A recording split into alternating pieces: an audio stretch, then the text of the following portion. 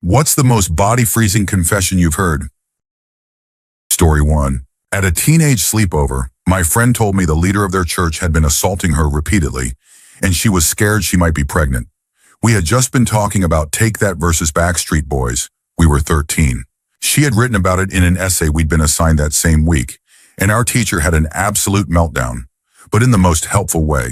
She made it clear that none of it was the girl's fault, called her parents in to help facilitate the conversation, meaning to make absolutely sure they believed their daughter and would do what was needed to support her, contacted the police, and got social services involved to get the girl into specialist care. Her parents drove home, and then E's father went for a little walk over to their formerly trusted family friend's house. I heard the authorities showed up, but nobody was arrested that evening. In rural Norway, things work like this. If you stop right now, I don't have to do paperwork.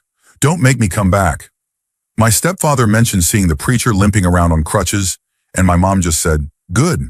There was a court case, and of course, many people from the church claimed the 13-year-old had seduced the adult and was just a troubled girl trying to ruin a good man. The judge didn't believe that for a second, and that good man ended up in prison, but my friend never really recovered. She tried so hard, went through inpatient treatment for the eating disorder and self-harm tendencies that developed from the trauma, and even now as an adult, you can see she's carrying something heavy with her. I love you, E. None of this was your fault. I'm so sorry someone so awful took so much from you. Story 2. A few years ago, my mom picked me up so we could get food on my birthday and randomly brought up something that happened years ago when she and I went to Disney for a cheerleading competition. The only thing I asked for on that whole trip, aside from food, was a round Minnie Mouse plushie filled with those soft, bead-like stuffing. It was super squishy and soft, so I brought it to my mom and asked if I could have it. She had said no, and I just assumed she didn't want me to have it.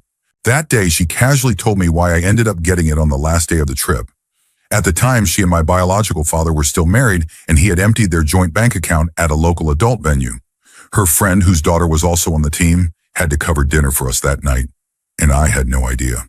The next morning, my mom had to call her job and ask for a 3-day advance on her paycheck because we weren't leaving until Saturday morning. That meant nearly 4 days without food money since our package only included breakfast at the resort. I already disliked my biological dad at this point, and I just couldn't believe he would be so careless. I believed he could do it. I just didn't expect him to leave us without food for days. I still have that plushie, by the way. It's in my closet. My biological father? No contact. Story 3. My grandmother married a man nearly 20 years younger than her, shortly after my sister and I were born. When we were about 2 years old, our mother entered a psychiatric facility and we were placed in our grandmother's care. About 4 or 5 months later, my sister developed what my grandmother thought was a UTI, but upon examination, it turned out to be something much worse. After a formal investigation, my grandmother's husband was arrested. Nearly 2 decades passed. Though my grandmother had divorced him, she remained friends with his 2 sisters, one of whom was about 15 years younger than him. During a 4th of July celebration, the sisters were visiting and mentioned that her ex had been released from prison and was living in a facility for offenders. That's when the older sister dropped a shocking comment. It didn't stop him last time, and it won't stop him this time. We all just stared at her in disbelief. What did she mean last time? Apparently, before marrying my grandmother, he had been released from a mental institution after being admitted for inappropriate behavior involving his youngest sister. The entire family knew about his history, but kept it to themselves because it happened when he was technically still a minor, 17, and they believed the hospitalization had fixed the issue. After he reoffended, they just never talked about it again, despite staying close with our family, which had been traumatized by what happened. Needless to say, we all cut off contact with them. Story 4. In high school, I went to a friend's house to hang out. This kid was a little sketchy, but I'd known him my whole life, and we were always good friends. When I got there, 2 guys were already there whom I had never seen before. They proceeded to tell us about the night before, when they helped their friend set his house on fire after he had committed a horrible act involving his grandparents. They told us how they smoked in the house with the bodies of his grandparents and his dogs. The person responsible had been on a 3-day drug bender, and his grandfather had tried to stop him from leaving the house. He then attacked his grandparents. The guy had videos on his phone of what he did. Gruesome, disturbing content. This happened in Oklahoma, if anyone's curious. The man's name was Kyle Smith, and he got life in prison plus 10 years. The two others who were there and helped burn the house were also arrested and spent some time in prison. Story 5. I have a family member with dementia. She can't remember names, but she recognizes faces and has difficulty communicating. I brought some old family photos to have something to talk about, thinking she'd enjoy seeing them. I showed her a photo of her uncle, and she immediately became clear and serious. She said he had hurt her sisters, and her older sister had once tried to get her to go over to his house so she wouldn't have to anymore. But she refused. They lived next door, and that refusal created a lifetime of bad blood between her and her sister. I always knew they didn't get along, but I never knew why. Hearing her recount this story so clearly, with full names and details, was shocking. I hadn't heard her so coherent in years. I knew Uncle D. We had gone over to his house countless times, and I had good memories of him. I couldn't tell if this was just a story created by her dementia or if it was real, given how vividly she recalled it. Story 6. I used to work nights at a hotel. One week I was scheduled for the later part of the week and missed that we had been housing a family friend of the general manager. This guest was an elderly woman, probably in her early 80s.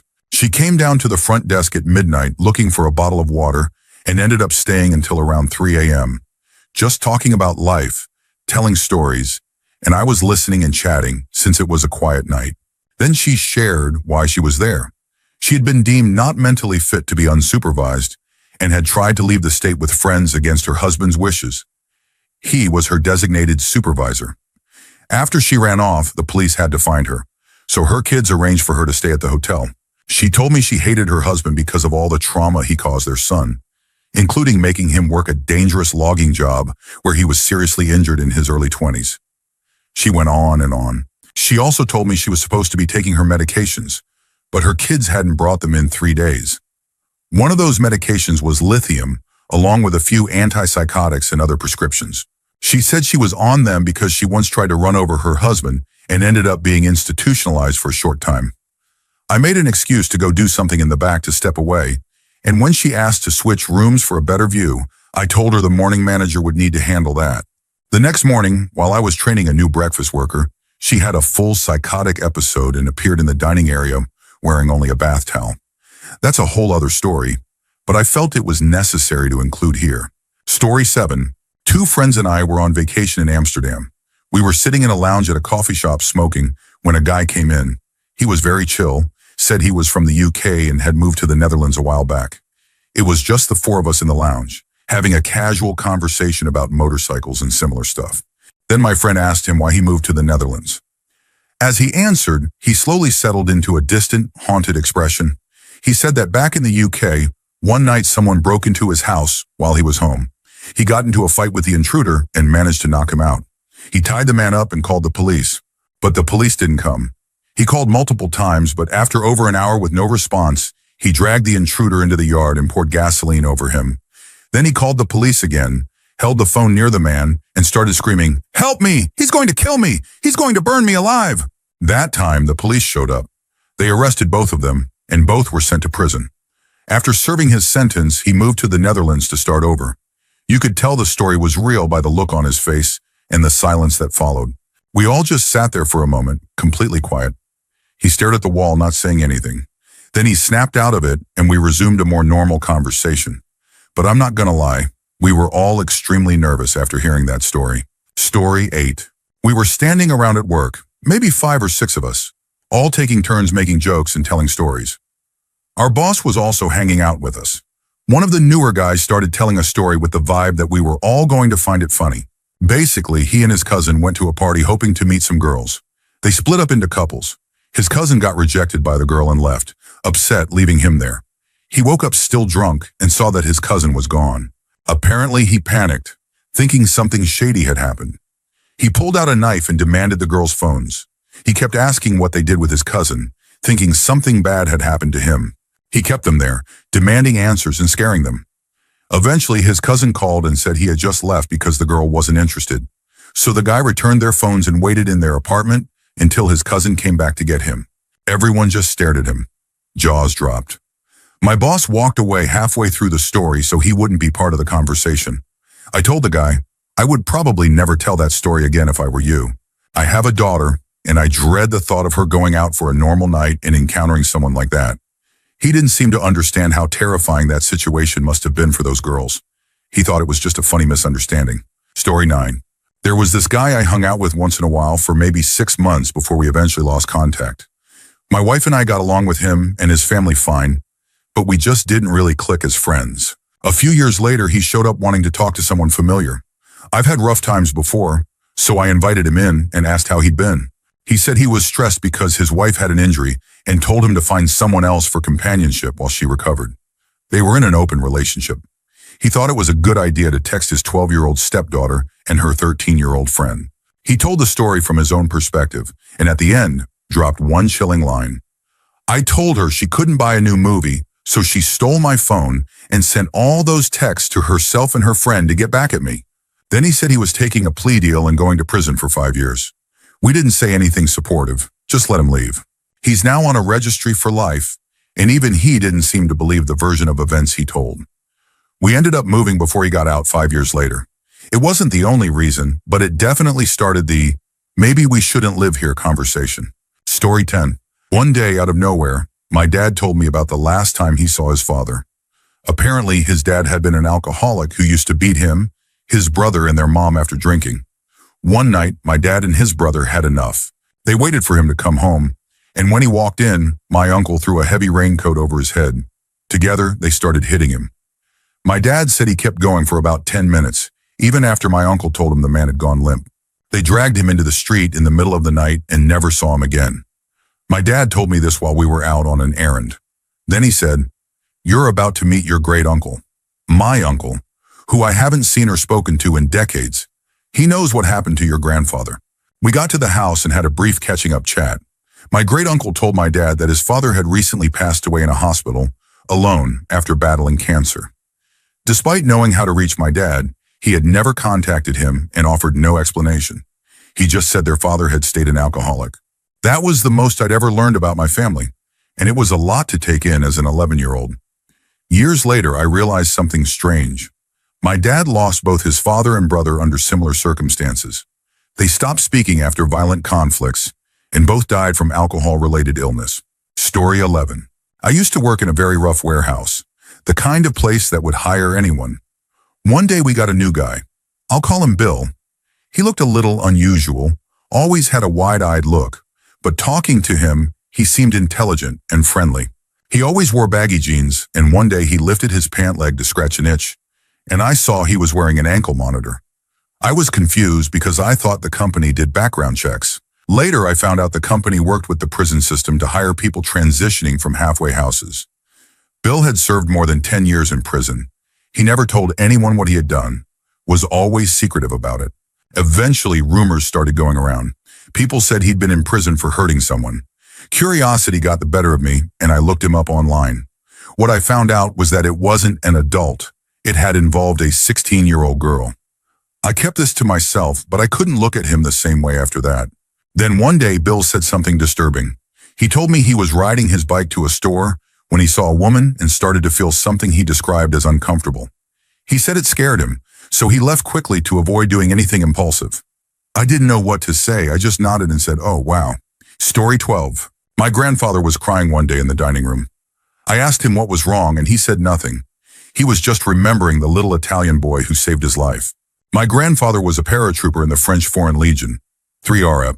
He was stationed in Algeria during the conflict and saw a lot of action there.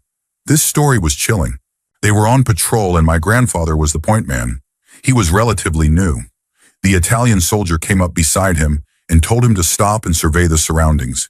The area was a prime location for an ambush.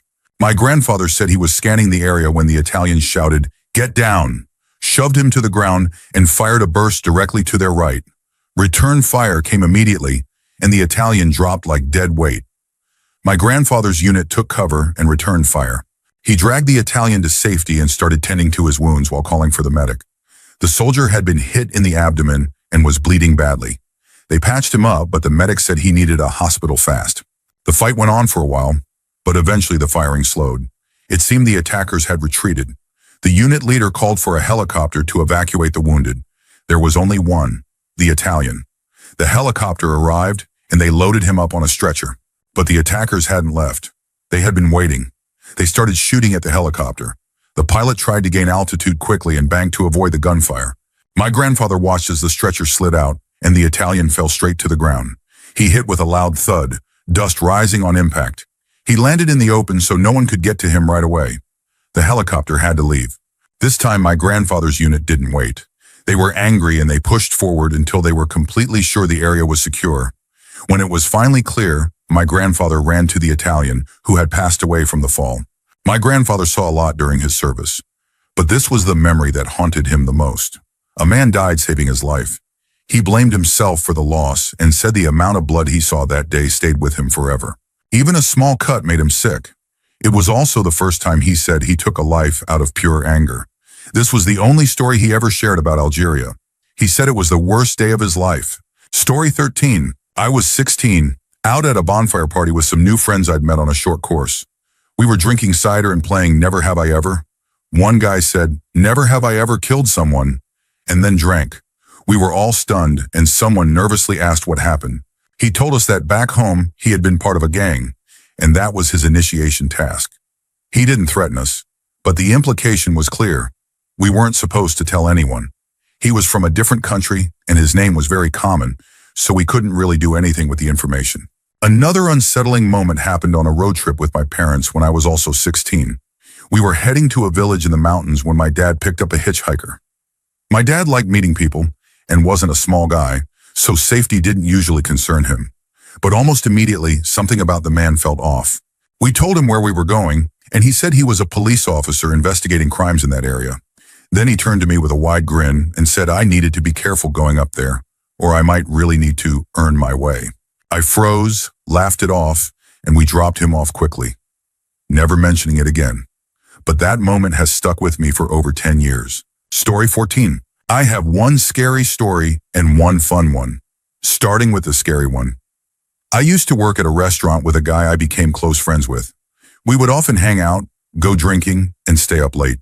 He told me a lot about his difficult childhood, being physically abused by his father and bullied in school because of a slight lisp. One night after a late shift and a lot of drinking, we were walking back to his place to smoke and play video games. That's when he casually told me that he used to hurt animals when he was younger. He said he did it in various ways, setting one on fire, tying another to a rock, and throwing it into a pond. The worst part was when he described harming one in detail, including how long it took and how it behaved. He even chuckled while telling it. It was disturbing. The second story is much lighter. My wife's grandmother was a very eccentric woman who lived in a massive house with no furniture, just a mattress on the floor. She spent all her time on her art, which filled every wall. She lived in Alabama after World War II. She had served in the Women Air Force Service Pilots, WASP, and while she didn't fly, she monitored radar systems. Over dinner one evening, she casually told us she had been sworn to secrecy, but was tasked with tracking unusual aerial activity over the Gulf of Mexico. She said she personally tracked 12 incidents, though she knew her team tracked many more. Story 15. One time my grandma casually told me about when my mom wanted to hurt my grandfather. We were just doing the dishes when she said she was actually glad her ex-husband had passed away and was tired of pretending to be sad about it. She started talking about how he had been a heavy drinker and had abused both her and my mom. That part I already knew. I'd overheard people talking about it for years. Then she told me about a specific night when he came home drunk, started dragging her around the room while my mom cried. He threw something, shattered a window, then took some hidden money and started to leave. At that point, my mom allegedly grabbed a piece of broken glass and started running at him, screaming that she was going to hurt him. My grandma said she had to hold her back until she calmed down. After telling me all of this, my grandma just moved on and started talking about the good old days and how things used to be better, while I stood there having an existential crisis. I used to love my grandfather as a little boy. I thought he was such a nice man. That conversation completely changed how I saw him. Story 16. I had a friend, let's call him Bill, back in my youth who used to sell. Around 13 years old, we were hanging out one day when he stopped to make a deal. The deal went bad. They stole the product and took off running. We ended up chasing them and cornered them into their house. They came out with knives, so we left. Bill was furious and talked about revenge, but he eventually calmed down, and I didn't hear anything else about it. Fast forward about 7 years, I ran into Bill. now more of an acquaintance, at a party. We talked and caught up. At the end of the night, I offered to drive him home since I was the only sober one. He and a couple of the guys I came with were in the car, reminiscing about the old days. Bill, a bit drunk, changed tone and said, "Hey man, remember those guys who stole from me back in the day and we chased them?" I said, "Yeah, I remembered, but hadn't thought about it in years. I didn't even remember their names." Then Bill said something I'll never forget. "Well, I never told you this at the time, but I had them taken care of. I've never felt so uncomfortable in my life. I wish he had never told me." Part of me thinks he was exaggerating. He used to have gang connections, but he also had a habit of stretching the truth to make stories sound better. Still, something about how he said it felt like he wasn't joking.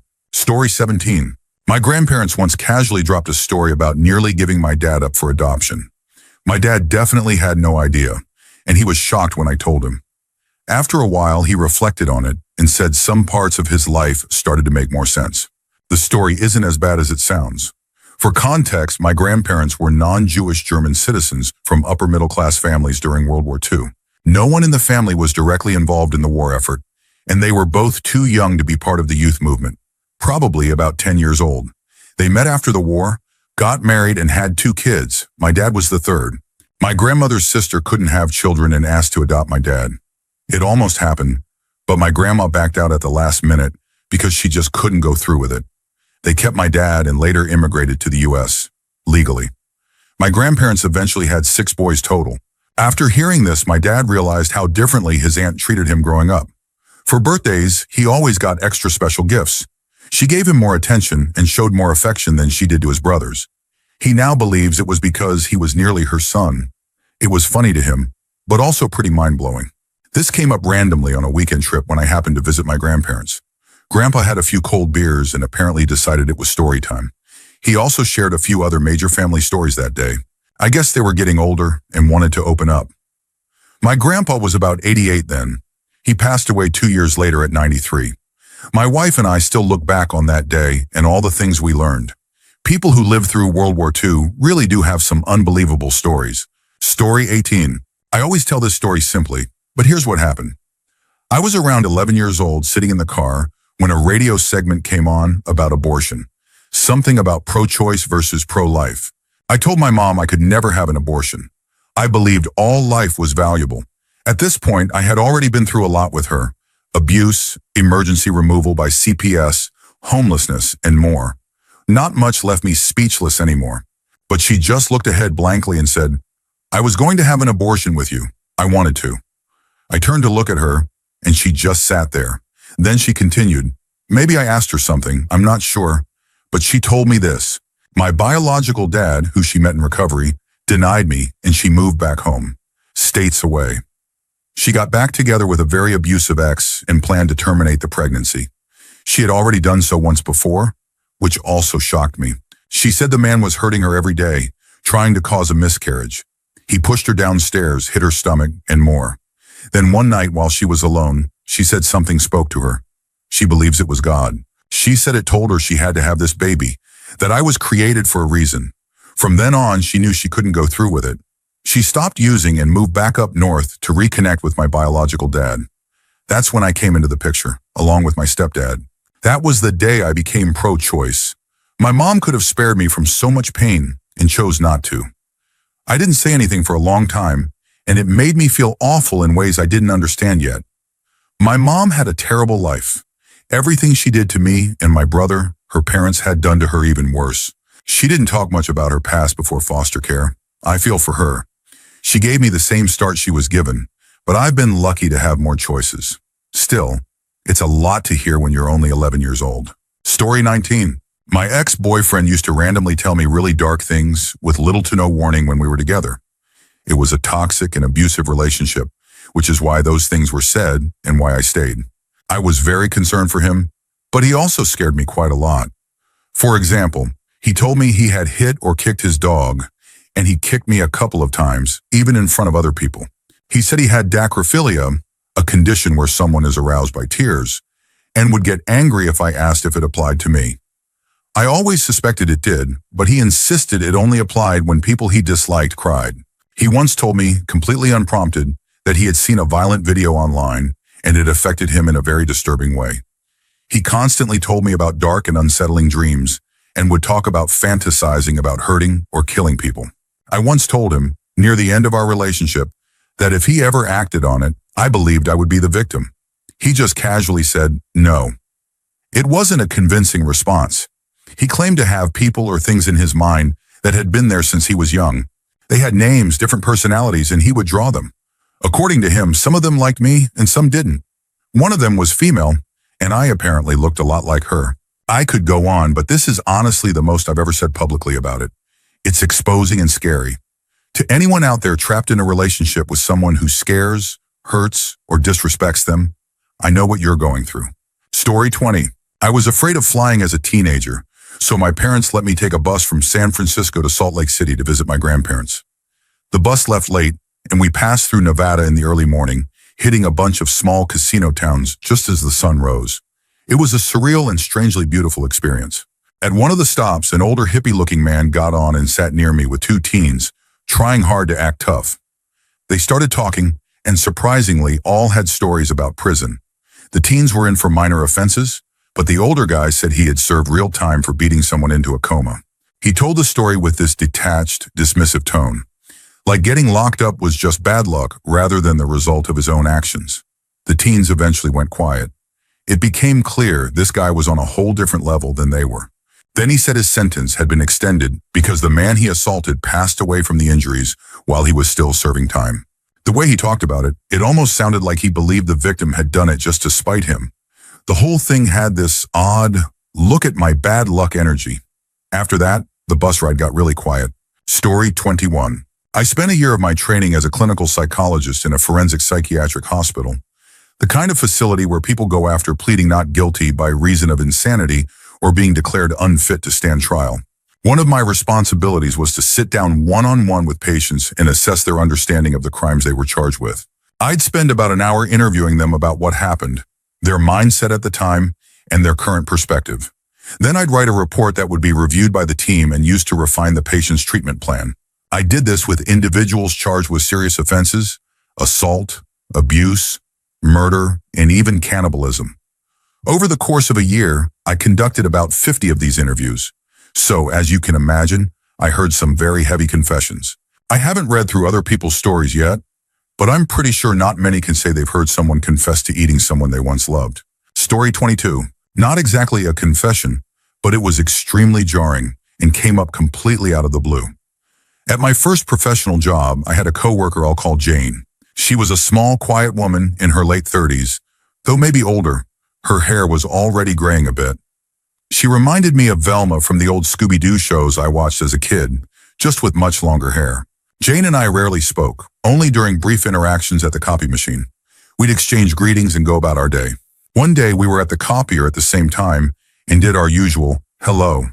Then she slowly started venting about how stressful her week had been. It was a one-sided conversation, but she was talking to me, so I nodded along. She began with the usual stuff, deadlines, kids acting up. But then, in the same calm tone, she said that the night before, she had been in the car with her husband when they started arguing. He suddenly drove off the road into the woods, pulled a handgun from the glove box and held it to her head.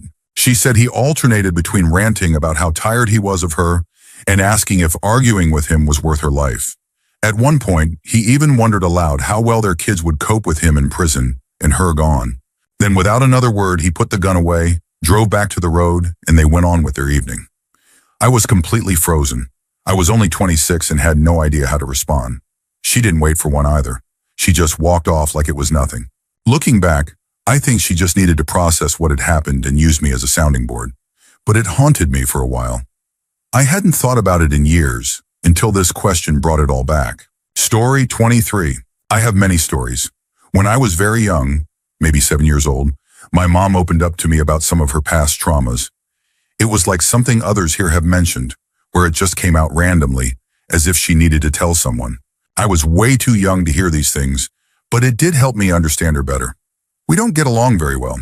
She first told me that when she was around 4 years old, her dad took her kitten outside and killed it in front of her. Another time, she told me about something awful that happened to her as a teenager. A boy she didn't know pulled up in a convertible and asked her to go for a ride. She agreed, but once they started driving, he took out a bag of silver paint and began inhaling it. She said that by the time he pulled over, the paint was all over his face. He got out of the car and something terrible happened. She never reported it. Another time I asked why she had divorced my dad, as little kids do, and she told me it was because he had a drinking problem. He would stay out all night and then come home and leave our front door wide open. On one occasion, they argued while he was holding baby me, and he pushed her while still holding me. I luckily don't remember that, though I have memories from that time. She also told me that when she was young, her brother touched her inappropriately. The same man, my uncle, touched me once during a family Christmas. I didn't tell anyone until much later. It wasn't until I was in my 20s that I learned my dad also had a drug problem. He used Hero and would come home with needles in his shirt pockets. I was told he accidentally burned down his parents' house while high. One of the most unbelievable stories is about my great-grandparents. My family has owned farmland for generations. Apparently, some of our relatives were even buried on it. My great-grandparents were once having an argument, and at one point, my great-grandfather dug up the skull of his wife's sister, who was buried on the property, and showed it to her just to upset her. After hearing all these stories, a lot about my family started to make sense. I've had a very difficult time with my parents, especially. Honestly, I could go on and on about my whole family. Story 24. My summer camp used to bring in underprivileged girls, and I still remember two of them in the stories they shared. One girl's mother had been an S worker who was murdered, possibly by Robert Pickton. She was then placed in foster care with an abusive caregiver who once tried to smother her with a pillow. One day at camp, a counselor entered our cabin wearing a mask, and this girl had a complete meltdown. Later, she told us she had been assaulted by a group of men who wore masks. The second girl is someone I still think about a lot. She was in her early teens and had been dating her best friend's older brother. He wanted to be intimate, but she wasn't ready. One day, he took her to a construction site and hit her with a piece of wood, knocking her unconscious. She woke up in pain and told her mother, who took her to the doctor. The boy was sent to a detention center. She remained friends with the boy's little sister, and they had a sleepover later on. She recalled the dad making them soda drinks while they watched VHS tapes. The next morning, they couldn't remember anything past a certain point. When they went to finish watching the movie, they discovered the tape had been recorded over, with deeply disturbing footage involving the father. It was apparently his way of retaliating for what happened to his son. That girl ended up in the foster care system. About 10 years later, I saw her working on the streets downtown. I think about her often and feel such sadness, wondering where she is now. Story 25. I was raised in a Christian conservative home where being open about same-sex attraction meant being disowned. My parents used words like disgusting, sinful, shameful, and abomination to describe anyone who identified as LGBTQ+, whether it was someone they saw on TV or someone we knew. This was extremely difficult for me as a bisexual woman. I kept that part of myself hidden for so long, so hidden that I didn't even fully accept it until I was married. My husband, who I love deeply, is also a Christian, but not the kind my parents are. He pointed it out gently and continued to love and support me. Then one day my mom randomly confessed something that floored me. She said she doesn't find men physically attractive. They do nothing for me, she said. Then completely casually she added, but boobs, and snapped her fingers. Those get me every time.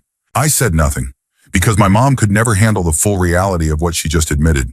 She's been married to my dad for 37 years, never desiring intimacy, and only ever being attracted to women. She doesn't realize she's a closeted lesbian, but I've kept that confession in the back of my mind, just in case there's ever a time where she needs someone to help her see it for herself. Story 26. Back in 2015, when I was 20, I went to the bank on a Saturday morning. This branch only had the drive-thru open on Saturdays. There was an older woman standing in the drive-thru area between my car and another. She approached me and asked if she could sit in my car because the tellers wouldn't help her unless she was in a vehicle. Being naive, I said sure.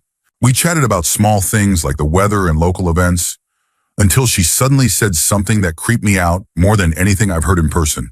She told me that her husband had passed away a few years ago and that she kept his body in her living room. Not ashes, not an urn, his actual body. She said she liked looking at him and would change his clothes regularly. I have no idea if that's legal. It probably isn't. I didn't ask how he died or whether she had anything to do with it. I didn't want to know. I just wanted her out of my car without making a scene. Thankfully, the car in front of me moved, and it was our turn. Once she completed her transaction, she got out of my car and left. I was too shocked and unsure to say anything to the teller.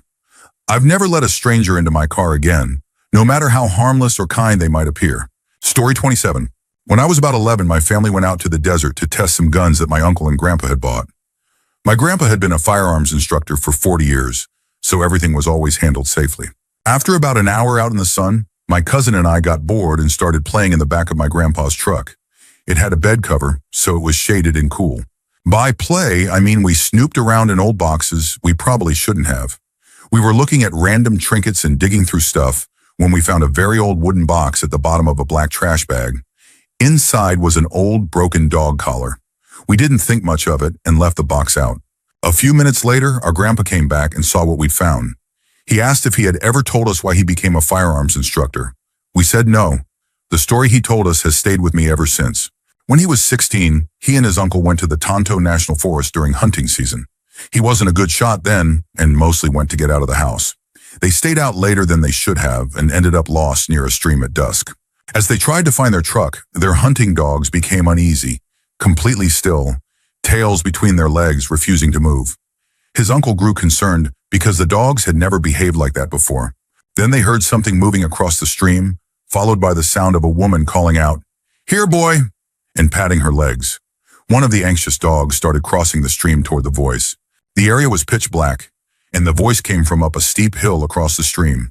The dog climbed up the hill following the voice. His uncle yelled out, telling the woman to stop scaring the dogs, but she didn't respond. He fired a warning shot into the air and threatened to take further action. My grandpa, from his angle, could see the hilltop clearly in the moonlight. He said there was a woman standing by a tree. When the dog reached her, she grabbed its collar and with one hand slammed it against the tree. He said the first hit paralyzed the dog, the second killed it, and the third broke it free from the collar. The dog rolled down the hill into the stream. My grandpa raised his rifle and fired at the figure until he couldn't see her anymore. Something fell into the water, what looked like the collar. He and his uncle carried the dog and the collar until they found their truck and drove away.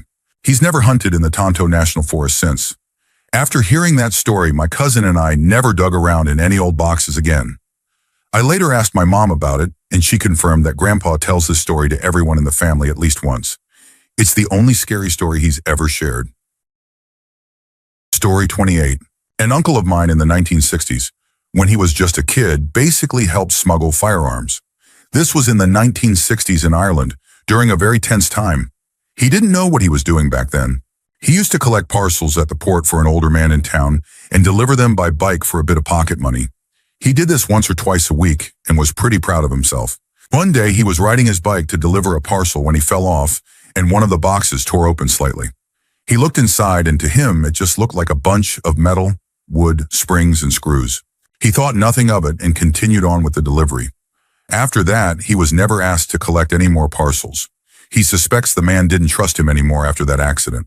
About a decade later, he vaguely remembered the whole thing and brought it up to my Nana, who eventually told him the man had vanished after authorities found a shed of his filled with rifles. He was suspected of having connections to the IRA. When I was younger, my uncle loved telling this story. Anytime we had a family get-together and drinks were flowing, we'd hear it again. He's been more reluctant to talk about it lately, and honestly, I wish I had asked him more about it back when he was still willing to share. Story 29. My grandfather once told me how he had let his romantic rival drown so that my grandmother would only have him as a suitor. It wasn't told like a confession. It was more of a brag. In fact, it's apparently a well-known story in our family. According to my grandfather, he saw the other man slip on a muddy riverbank and grab onto a fallen tree branch sticking out of the water.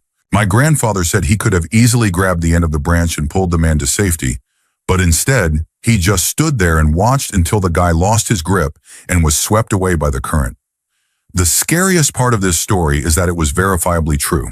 When I was a teenager visiting the town where it happened, I went to the local library to check old newspaper archives.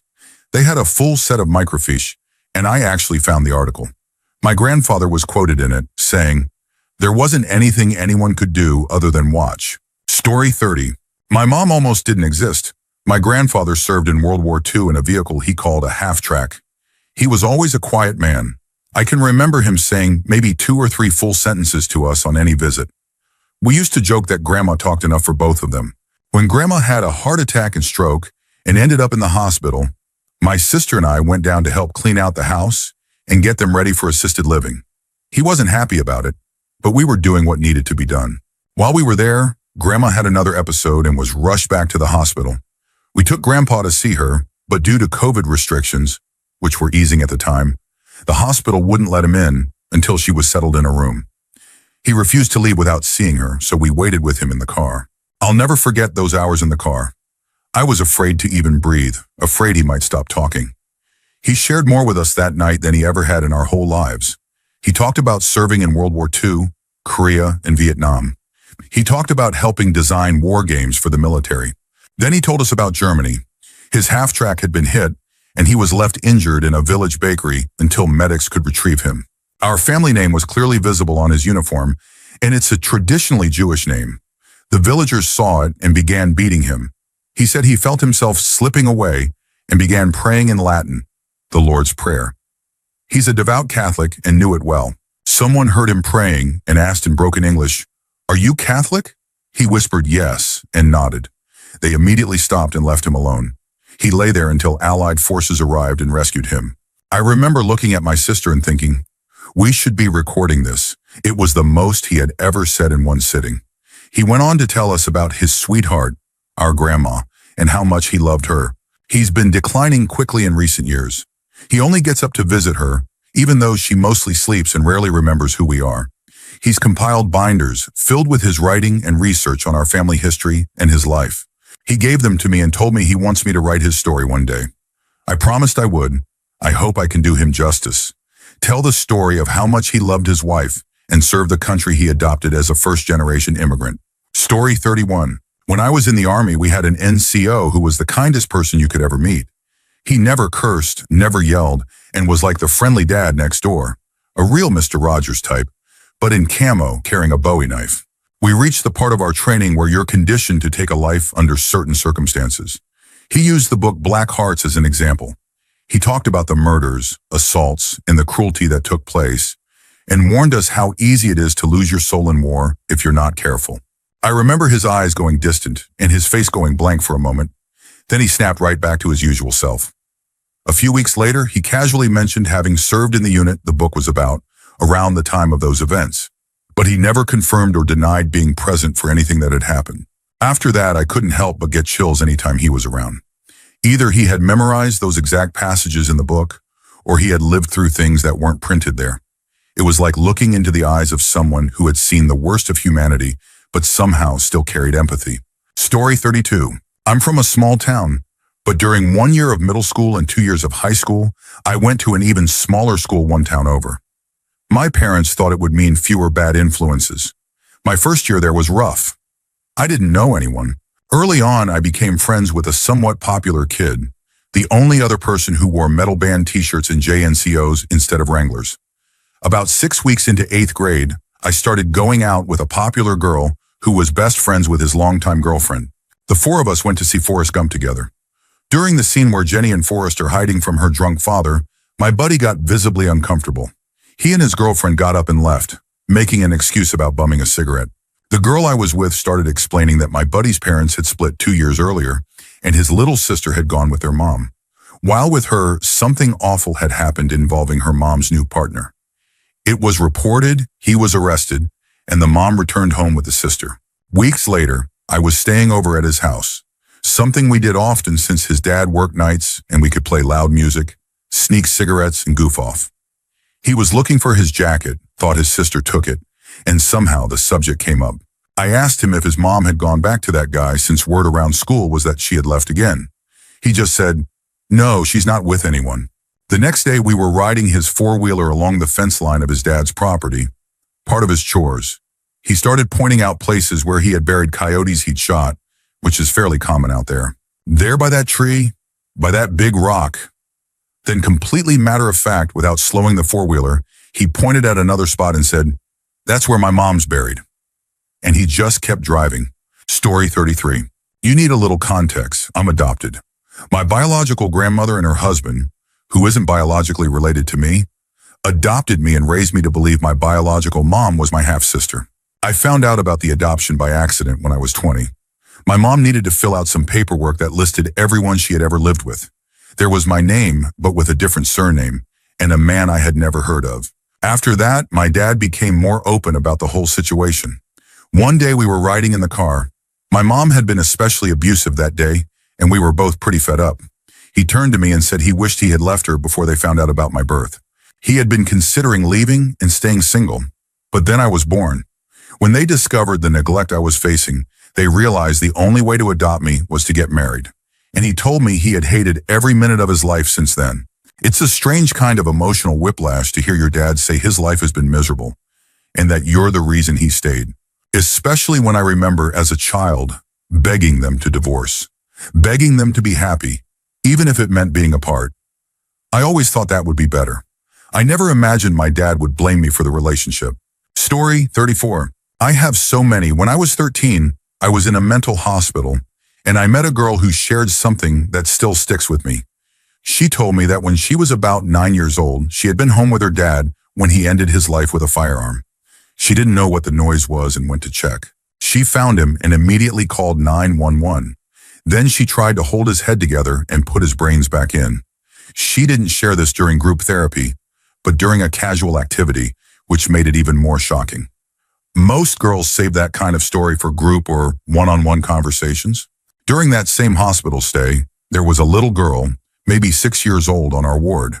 She was there because she had tried to set fire to her house, reportedly because she didn't want to play house with her cousin anymore. There were other signs of abuse too. She didn't seem to understand why she was there, but followed along with everything and was like the little sister of the ward. She was so sweet. I also met a girl who had been a trafficking victim. One day she told us she used to be a recruiter. She would walk around her neighborhood, schools, and malls, approaching girls her trafficker pointed out. She told the story very casually, but you could see how deeply conflicted she felt about it. She truly didn't understand at the time that what she was doing was wrong or abnormal. There were also 2 other girls I met who had been trafficked. They had escaped from a sister facility of ours, but ended up returning to the people they had been trying to get away from. It was heartbreaking. Story 35. There was a guy in our high school friend group who always had people over at his house, whether it was after school or for weekend parties. His parents were pretty relaxed and let us do almost anything. Some people were truly friends with him, but for most of us it was just a place to hang out without rules. I didn't mind him. We were sort of friends, but he was a little odd. Not creepy, exactly, but awkward enough that being alone with him before others showed up could be uncomfortable.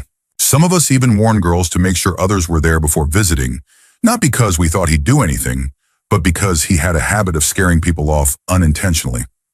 Anyway, one night, me, my girlfriend, and this guy were driving home from a party at a friend's place. Out of nowhere, he started talking about how he and another one of our guy friends had been drinking, and when the girls they invited didn't show up, they hooked up with each other. We thought he was joking and laughed it off, making jokes with him until he started crying. He got emotional, even grabbed my shoulder while I was driving, sobbing and saying how much he hated himself for it. For the rest of the drive, only about 10 minutes, we tried to comfort him, saying it was okay, things happen, and that we wouldn't tell anyone. I told him that if he needed to talk about it again, I'd be there. It was completely out of the blue. We'd been having such a great night, laughing the whole way home, and then he dropped that on us. It was one of the most unexpected things I've ever experienced. Story 36. I worked with a guy who had emigrated from South Africa. I honestly forget exactly which part. We used to ask him all the time about the differences between the US and where he grew up. He always made it sound like a nice place, until I asked why they moved here, especially to a pretty dangerous city. He said that he, his mom, and his sister came to the US because the worst that happens here is you forget to lock your door and someone steals your stuff. I pressed a little further, and he opened up more. Back where he grew up, they lived in a decent house, which was heavily fortified, and they even had armed guards. But that still didn't stop something terrible from happening. His mother and sister, who was around 12 at the time, were assaulted, and his father and brother were killed. He mentioned that over the course of 5 years, they had hired around 10 different guards. Some of them left for better-paying jobs, but others died while protecting the home. Despite how horrifying this was, he told the story in a strangely cheerful way. He even joked about how, after moving here, someone stole his mom's car, but no one was hurt, And that was a huge improvement in his eyes. That was 15 years ago. Since then, his family has moved to a much safer area. He and his sister are both married now, with kids, and are living the dream. Story 37. When I was a teenager, I used to buy from a guy down the street. He was in his mid-30s, a convicted felon, and had been in and out of jail or prison most of his life. One day I was hanging out at his trailer when he told me a story I'll never forget. He said that when he was a teenager, he was just at home one day when two older guys he knew grabbed him, threw him into a car, and drove him to a trailer. When they got inside, there was a body on the floor, blood everywhere, with fragments of bone and other things on the walls and floor. The two men had beaten someone to death with wooden sticks, and then brought him in and told him that if he didn't clean it up, they'd do the same to him. He started describing in disturbing detail how he cleaned up the scene. I knew he'd done a few multi-year stints in prison, but I never really knew for what. He had once mentioned robbery. Later, someone else told me that one of his prison sentences, 7 years, was related to a body found in a barrel at a local quarry. I'm pretty sure the body in the barrel was the same one he was told to clean up in that trailer. Story 38. I was friends for a few months with a guy who, I eventually learned, had some deeply troubling issues. I noticed early on that he had a drinking problem. He would physically shake if he went too long without a drink. And he had a poor me mindset. Everything was always someone else's fault. He claimed to have PTSD, so I tried to be understanding.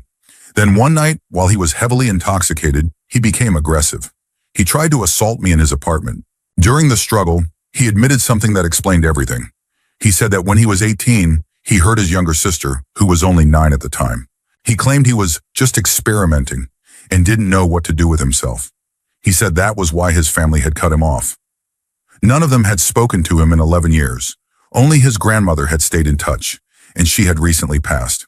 Suddenly, everything about him made sense. He had survived a serious accident with less than a 10% chance of making it. He was in the hospital for 4 months, and I visited him every day, even while I was dealing with organ failure myself. The hospital staff eventually made me his emergency contact because no one else ever showed up, not even his parents. At the time, I kept wondering, how bad could it be that not even his mother would come see him when he might die? After that night, I cut off all contact. The moment he laid hands on me and tried to force himself on me was already reason enough. But when he confessed what he had done to his sister, everything just clicked. It was like the final puzzle piece falling into place. That moment haunts me to this day. Story 39. Unfortunately, I'm usually the one casually throwing out horror stories like they're nothing. I survived a very, very difficult childhood, and even though I'm doing much better now, there's still a lot I carry. I went from severe depression, BPD, OCD, panic attacks, severe anxiety, suicidal ideation, severe insomnia, and PTSD, down to more manageable PTSD, occasional insomnia, and anxiety. The insomnia isn't constant anymore, and the PTSD mostly flares up when my birthday is near. I've been working hard on the anxiety, and honestly, I don't even think I'd qualify for BPD anymore. I barely show any symptoms. I also have ADH, and I've read that neurodivergence combined with trauma can sometimes be confused with BPD. Not totally sure. I feel well enough now to return to university. I'm married, and living a quiet, simple life makes me genuinely happy. All of this to say, because so many terrible things happened to me as a child and teenager, moderate trauma or family drama often feels kind of like a joke to me. Recently, I was talking to a social worker in a youth program meant to help people with jobs and training. I think she asked me about my parents, and I casually mentioned, laughing a bit, that my birth father, who I cut off years ago, was best friends for decades with his sister's abusive ex. Then I mentioned that my mother had me as an emotional replacement for her own mother, who took her own life. So even though we talk, our relationship has always been rocky. She just looked at me, kind of stunned, and I realized that this is a lot for most people to process. I thought, oh, right, that's not normal. And I had this moment of clarity where I understood that most people haven't survived the kind of abuse I have. Story 40. I was on a tour in Japan that ended up just being me, my husband, and our guide. No one else had booked. It was a lovely walking tour of Itsukushima, off the coast near Hiroshima, where we were staying. We got to see the deer, the shrines, and the beautiful nature.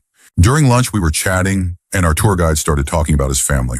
We talked about his kids, and then he casually mentioned that his grandmother had died in the atomic blast, and that his mother, who was 4 at the time, had survived because she was staying at a friend's house farther out.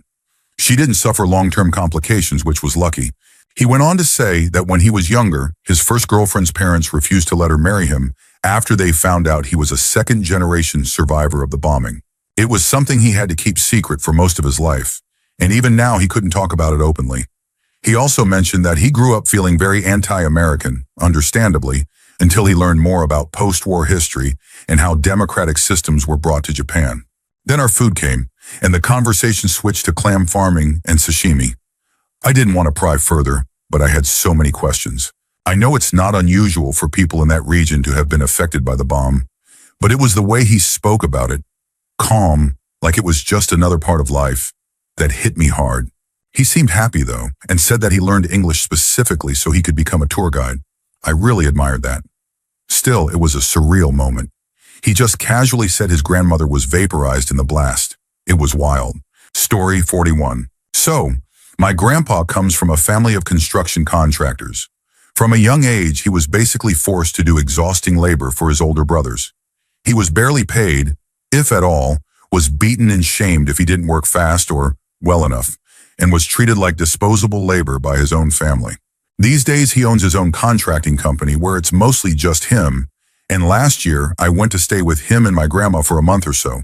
While I was there, I helped him with his construction work. Nothing too intense, mostly just painting walls and tearing down siding. During that time, he opened up and told me all sorts of stories from his past, mostly about the many ways he had been mistreated and exploited. He told them all in a joking tone, which felt totally at odds with how dark the stories actually were. A pretty common theme I've learned with people who've gone through that kind of thing. There were a few stories that were really hard to hear, but the one that stuck with me the most was when he told me that, at 13, his brothers forced him into an encounter that was supposed to make him a man. This was rural Quebec a long time ago, where there were no real social or legal consequences for the people involved. He told me this as just a throwaway anecdote in the middle of a conversation, and all I could do was nod and say, wow.